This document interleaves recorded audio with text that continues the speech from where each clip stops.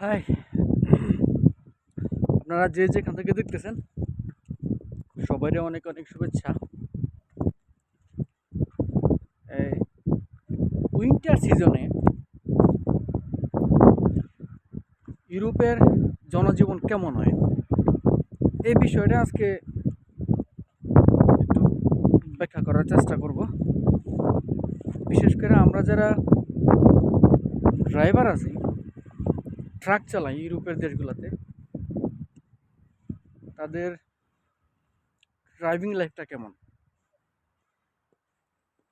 তো বেশি লম্বা করব না, শর্টকাটে চেষ্টা করব শেষ করার জন্য। তো এই দেখেন বরফের অবস্থা। আচ্ছা, তো প্রথমে বলি যে ইউরোপের জনজীবন কেমন যখন বরফ পড়ে। দুনিয়াতে প্রত্যেকটা প্রাণীই, সেটা সমুদ্রের তলদেশ থেকে শুরু করে মাউন্ট এভারেস্টের মতো উঁচু স্থানীয় যেসব প্রাণীরা বসবাস করে, তারা তাদের বেঁচে থাকার প্রক্রিয়াটা ওরা শিখে নেয়। তো এই ক্ষেত্রে ইউরোপের দেশের মানুষ, জীবজন্তুগুলো তার ব্যতিক্রম না।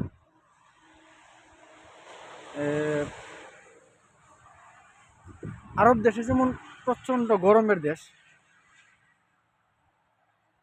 ইউরোপ এরকম প্রচণ্ড ঠান্ডার দেশ। আরব দেশে যেমন এসি ছাড়া কোনো জায়গায় থাকা যায় না, সেটা বাড়ি কিংবা গাড়ি। ইউরোপেও তেমন কইরা হিটার ছাড়া জনজীবন অচল, সেটা হোক বাড়ি, সেটা হোক গাড়ি। আচ্ছা, দেখাই দিই আমার গাড়ির অবস্থা, দেখে আমার গাড়ির আশেপাশে। এই হচ্ছে আমার গাড়ি। রাত্রিবেলা এখানে গাড়ি খাড়া করছি, পার্ক করছি রেস্ট করার জন্যে। তো দেখেন, রাত্রিবেলা কিন্তু আমি এখান দিয়ে গাড়ি পার্ক করছি, এখান দিয়ে গিয়ে, কিন্তু এই টায়ারের যে নিশান সেটাও বন্ধ হয়ে গেছে। ঠিক আছে, তো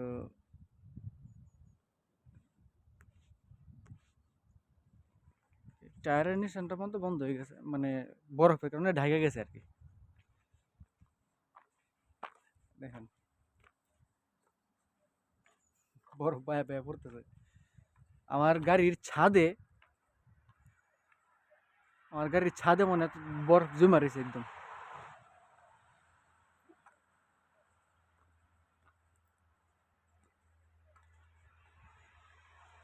তো যেটা বলতেছিলাম যে ইউরোপে সব জায়গায় মানে গাড়ি কম, বাড়ি কম, কলকারখানা, যেখানে মানুষের বসবাস, হিটার অবশ্যই থাকতে হবে সেখানে। ঠিক আছে, হিটার ছাড়া এখানে জনজীবন অচল, হিটার ছাড়া এখানে সম্ভব না। তো এখানে ড্রাইভারদের জীবনটা কেমন এটা একটু দেখানোর চেষ্টা করি আপনাদের। এই যে দেখতেছেন আমার পিছনে রোডটা,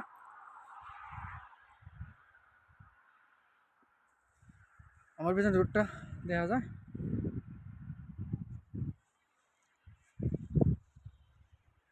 এখানে রুটের মধ্যে হয় কি, শুধুমাত্র রোডগুলোতে যেখান দিয়ে গাড়ি চলাচল করে বেশি, সেই রোডগুলোতে সরকারের তরফ থেকে, মানে সরকার কি করে, ওই পানির ট্যাঙ্কারের মাধ্যমে কেমিক্যাল মেশানো পানি মারে। যাতে করে রোডের মধ্যে এই বরফটা আর জমে থাকে না, গইলা থাকা। তো সেই ক্ষেত্রে রাস্তাটা গাড়ি চলাচলের উপযোগী হয়। তো ওই পানিটা অনেকে বলে লবণ পানি, আমি সঠিকটা জানি না লবণ পানি কিনা।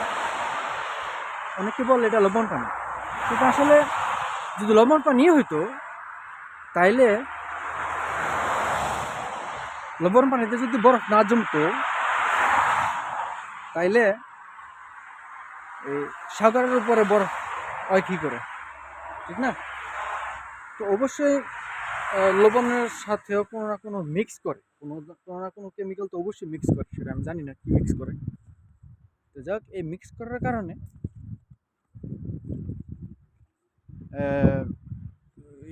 পানিটা ব্যবহার করে রাস্তায় যেখান থেকে গাড়ি ঘুরি চলে। আর জিন্দা পানা রাস্তার মধ্যে সরকারের তরফ থেকে কেমিক্যাল মেশানো পানি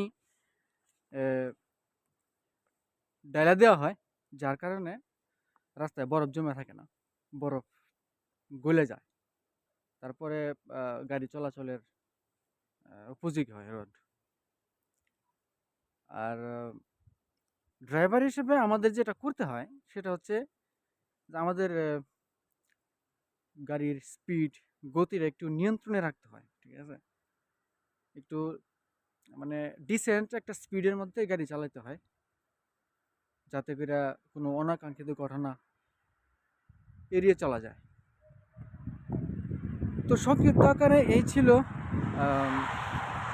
ইউরোপে উইন্টারে আমরা যারা ড্রাইভার আছি আমাদের জীবনটা কেমন, আর